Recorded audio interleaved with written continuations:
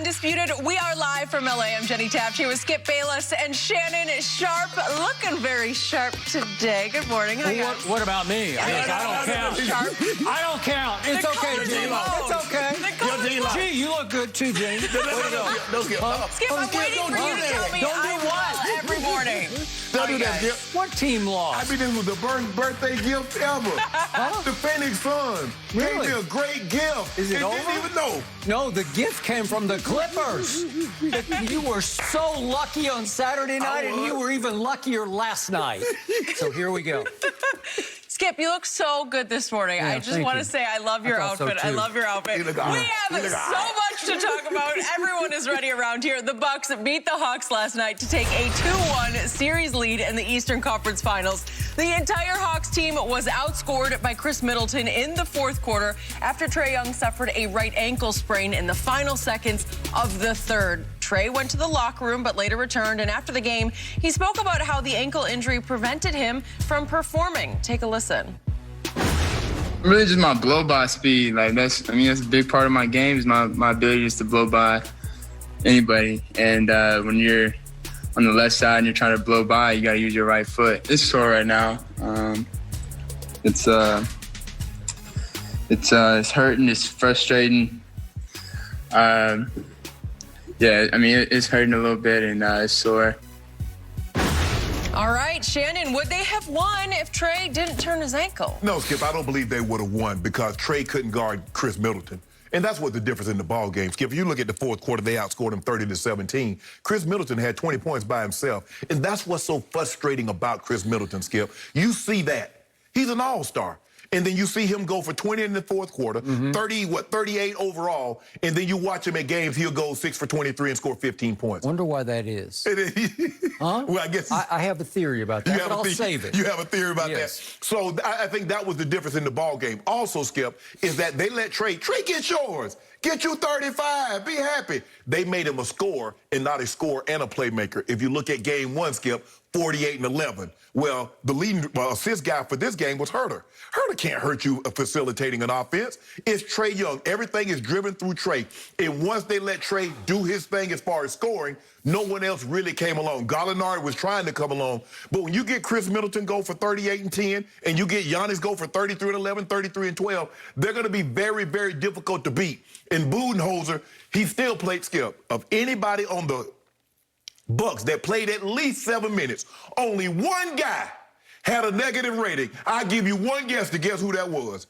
Of the people that played, how many guys they played? They played 1, 2, 3, they played 10 guys, 10 guys. Only one guy had a negative rating that played at least 7 minutes, Brook Lopez.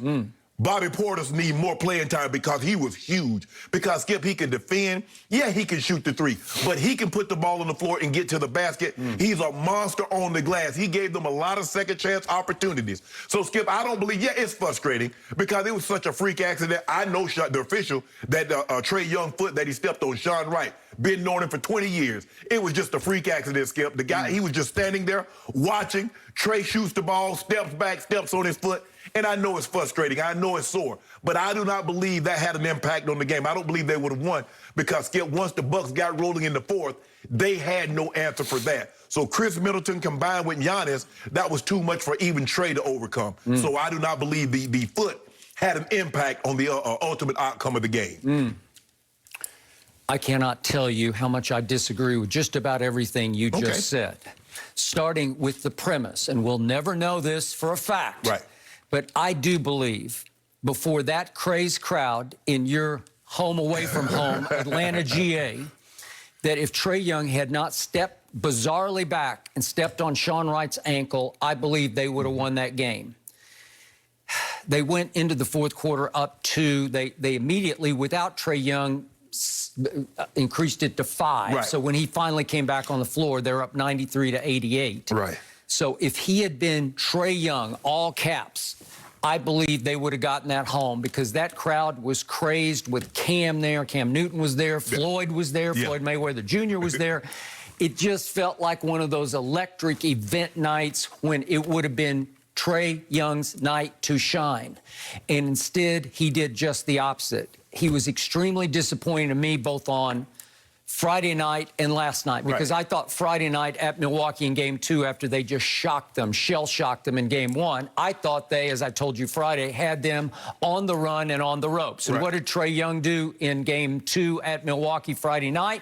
He came out flat and uninspired and just seemed like, you guys take this if you really want it. And he I thought they bodied him Friday night. Well, they got on him. They was on a true holiday. Say, you ain't finna do this to me. He shot 6 of 16 to Trae Young and 1 of 8 from 3. And I keep saying he is a lousy three-point shooter. People try to compare him to Steph Curry. It's just outrageously, blasphemously wrong. He can't do that. So far through the playoff run, he's shooting 33% from 3, which ranks 87th of 106 qualified playoff three-point shooters. It's just pathetic. But I was trying to board his bandwagon because this little man provides such spark and spunk and swag, and he's such a little spitfire for this team. It goes as he goes. Absolutely. And last night, obviously in the fourth quarter, it went south. So if this was the end of the Atlanta Hawks, as at least I knew and loved them, you betrayed them and sold them out. You picked Milwaukee. But if this were the end of the Atlanta Hawks, the end of the road, wouldn't this be a fitting left turn once again for this injury-riddled playoffs, that even Atlanta lost its budding superstar in the most bizarre ankle injury I have ever witnessed in all my many years studying the National Basketball Association, or basketball in general, including college basketball. Right. For some reason, Trae steps bizarrely way back, like he was going to go down in the blocks to run the 100 meters or something. He had just turned the ball over. What do you step so far back for? I think he shot the ball and saw that it was missed, and he was going to try and get back on defense, so he was going to try and sprint back. But usually you just go. You know, you're 2 feet on the floor, and you just spring. He's got maybe the best spring in all of basketball. And all of a sudden, he has to step way back with his right foot. And he rolled over and looked up at Sean Wright like, why were you in my way? Well, he wasn't in his way. He was standing out of bounds. Exactly. There was nothing that Sean Wright was doing wrong. He didn't dangerously get in Trae's way. He didn't step in where he was about to land like you do for a three-point shooter. I have no idea why Trae stepped so far back behind him, out of bounds, and stubbed his ankle on that foot of the planted foot of Sean Wright. So that's bizarre enough. So this is where he really disappointed me. So he goes to the locker room. This is the end of the third quarter. And he stays for a little while, and he comes back to the bench. And you could see him on the camera up the tunnel walking, and he didn't seem to be walking with a limp at all. He comes back, and he sits for about 2 clock minutes on the bench, and I thought, uh-oh, he thinks he can't go back in.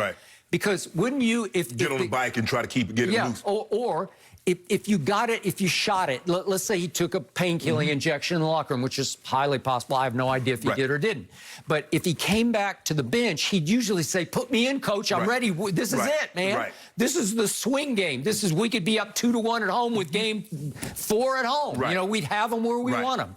And instead, he just sat quietly for a couple of minutes. And finally, it looked like Nate said, you want to try? You want to go? And he said, yeah, I'll give it a try. And then what happened? He immediately goes into the game and was completely disengaged on offense. He did not participate. When he had the basketball, he either passed it. He did take that first 3, and he made his first 3. And I thought, way to go, young man. Make miracles. Here we go. Because he could go Willis Reed. For our younger viewers, Willis tried to play in a Game 7, which he probably shouldn't have played in. I think he had an ankle injury, too. It was quad. Yeah, but again, they said it was also an ankle. I was reading again last night. Some people said it was an ankle. I have no idea exactly what it was. I'm not sure anybody ever knew for sure. But I thought he could go Willis Reed. Or how about Isaiah Thomas? I was there. I was courtside. 1988. It was Game 6 in Detroit. Those bad boy Pistons were up 3-2 on the Lakers out here, not at Staples. It was at the fabulous Forum out by the airport in Inglewood. So I am right there, and Isaiah is going off on the Lakers in the third quarter and had already scored 14 in the third, turns his ankle horrendously. It looked like one of those, you know, where you say, you can't go on that. And he sucked it up, gutted it out, and continued to fire away and scored 11 more points in the third quarter to set the all-time playoff record for any quarter of 25 points. That might be one of the very greatest performances you'll ever see. And it comes down to some phantom foul call on Bill Laimbeer at the end of the game on Kareem. And Kareem went to the free throw line, to his credit, and made both of them. And they barely survived that game. And I was in the locker room right next to Isaiah after the game, and I saw his ankle up close and it was huge. Like a grapefruit. And by the way, we could see last night, I think we have a shot of this, when Nate McMillan was